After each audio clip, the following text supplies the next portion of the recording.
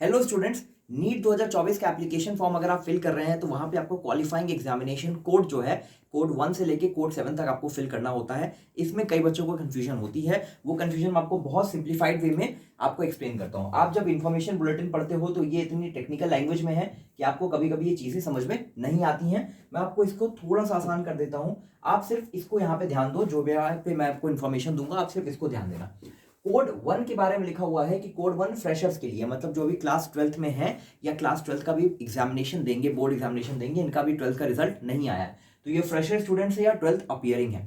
Code 2 में सारे के सारे ड्रॉपर्स आ जाते हैं। Majority of candidates NEET UG के कोड 2 के अंदर फॉल करेंगे, जो ड्रॉप लिए हुए हैं और इन्होंने अभी कहीं और एडमिशन नहीं लिया है। इसके बाद अगर हम कोड 3 की बात करें तो कर्नाटका स्टेट बोर्ड में आपके पीयूसी या पीडीसी स्टूडेंट्स होते हैं तो वो कोड 3 यूज करते हैं। बहुत मिनिमम नंबर ऑफ कैंडिडेट्स हैं जो इसको इस्तेमाल करेंगे।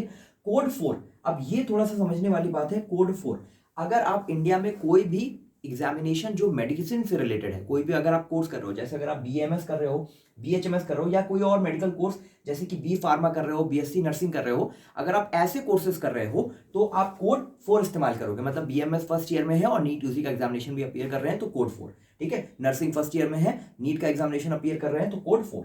इसके अलावा अगर आप इंडिया के बाहर किसी कंट्री में अगर आप जाते हो और वहां पे अगर आप एमबीबीएस करना चाहते हो तो वहां पहले आपको क्या करना पड़ता है, एक प्री प्रोफेशनल कोर्स करना पड़ता है जिसको प्री मेडिकल कोर्स भी बोलते हैं।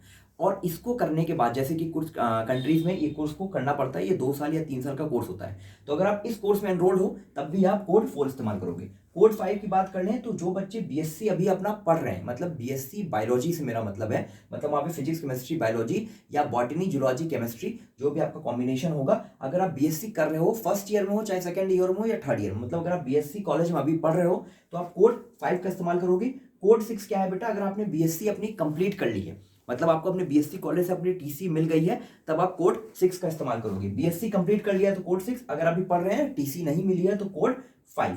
अब इसके अलावा आपका लास्ट में बचता है कोड 7। अगर आप इनमें से किसी भी कैटेगरी में नहीं आते हो तो आप कोड 7 फिल कर सकते हो। तो ये है क्वालिफाइंग एग्जामिनेशन कोर्स के बारे में इंफॉर्मेशन।